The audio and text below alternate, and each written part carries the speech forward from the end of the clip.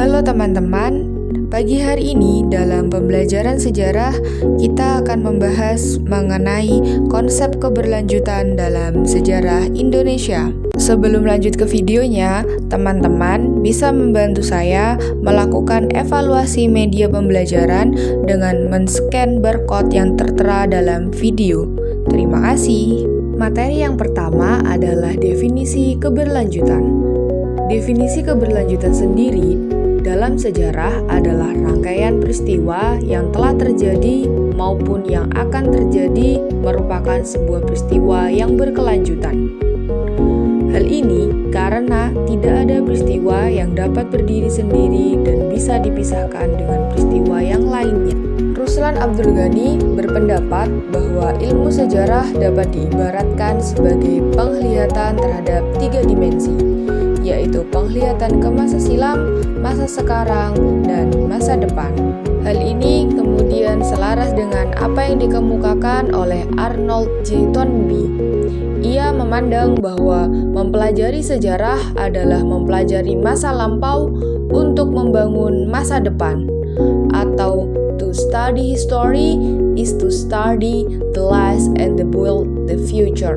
Adapun dapat kita simpulkan bahwa konsep keberlanjutan sendiri adalah suatu keadaan yang telah berlangsung lama. Keberlanjutan dalam sejarah merupakan rangkaian peristiwa di masa lalu, masa sekarang, dan masa depan yang tidak dapat dipisahkan satu dengan yang lainnya karena saling berkaitan.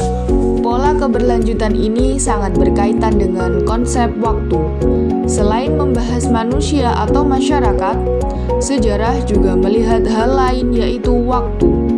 Waktu menjadi konsep penting dalam ilmu sejarah.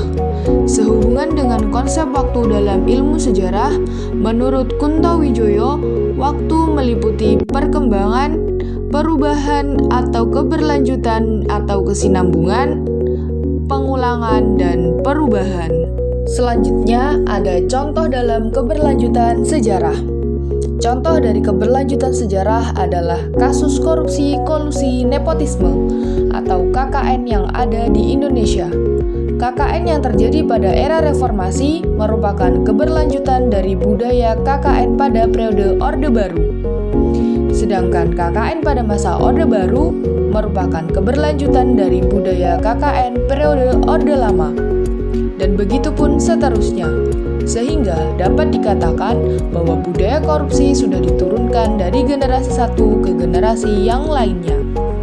Contoh lain dari keberlanjutan sejarah adalah sejarah pada masa kerajaan Hindu-Buddha hingga masa kerajaan Islam.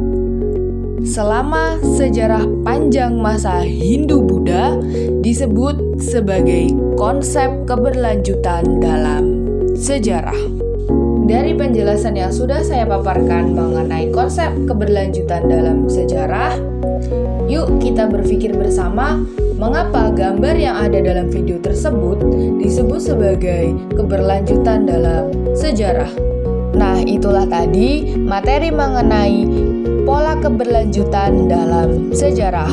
Untuk mengidentifikasi keberlanjutan dalam sejarah yang tadi, ketika teman-teman sudah mendapatkan jawaban, silakan mengemukakan di depan kelas ya.